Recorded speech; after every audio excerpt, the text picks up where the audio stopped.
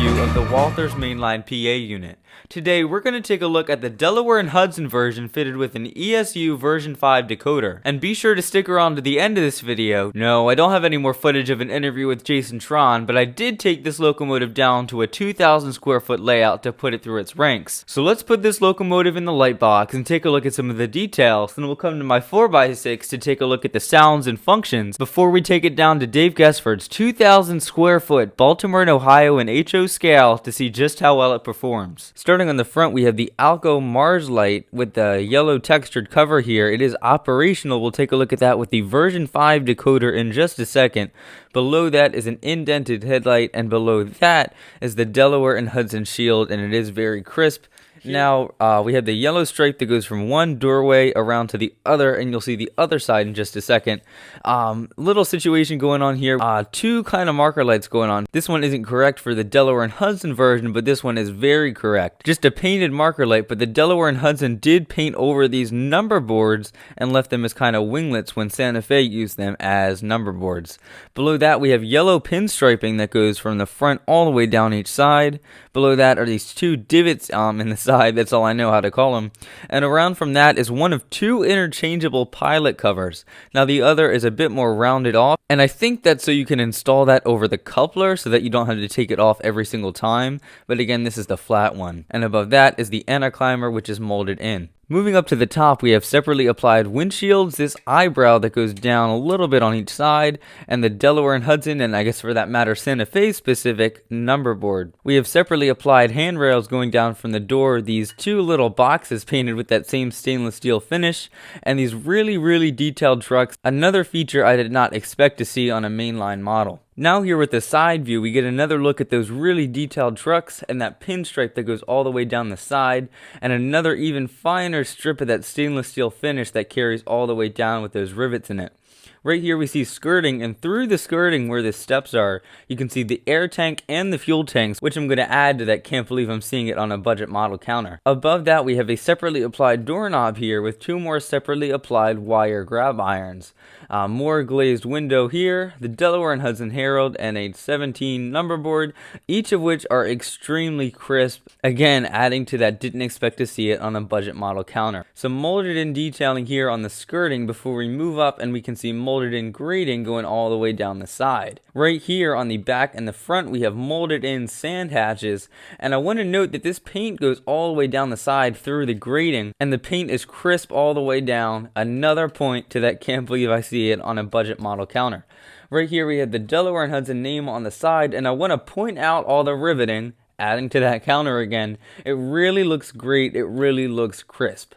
Now with the side view of the back, we can see another glazed window with two more separately applied handrails, and I want to point out how crisp the paint is when it stops after it curves around the side. And these molded in step ladders here look really good as well. Now here's another view of the back with these great looking diaphragms, and if you're one of those of us who's lucky enough to have prototypical curves, I'm sure you could use this with your rolling stock up close and have no problems, because it does have a bit of a flex to it, and you can see all the layering to it. It looks really good. A glazed window in the back here with a molded in doorknob and a pole that goes across from side to side. Moving to the other side of the rear, we get another great view of those really detailed trucks, all that amazing riveting we have, and all that pinstripey detail going down the side.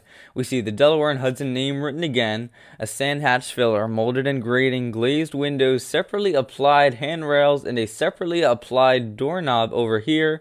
More of that great skirting detail, and those two tanks visible beneath the skirting, which is really cool as well. And then of course we see more of that crisp paint detail. And here's that other view of the front we didn't get to see before. We have more separately applied grab irons, those two boxes painted with that amazing stainless steel finish, the Delaware and Hudson correct marker light winglet, this yellow stripe that goes down, another look at that Delaware and Hudson Herald on the front, and this eyebrow that goes over the cab and protrudes just a little bit down the side. Now that we've finished taking a look at all the details, we're going to set the locomotive down on my 4x6 to take a look at all the sounds and functions.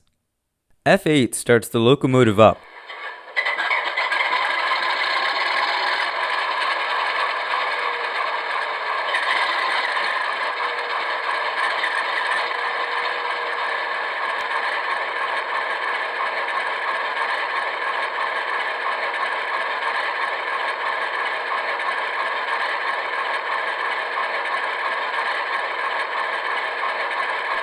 Function 1 is the bell.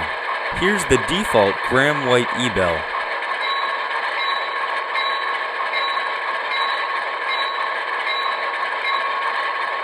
Here's the alternate GE steel bell.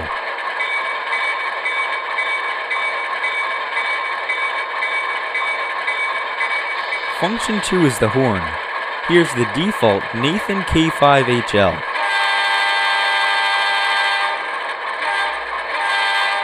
Here's the first of 3 alternates, Nathan K5HLL. Here's the second alternate horn, the Leslie K5H. The final alternate horn is the Nathan K5LLA.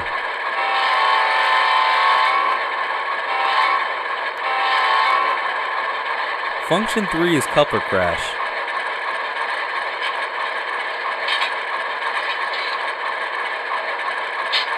Function 7 is the manual compressor.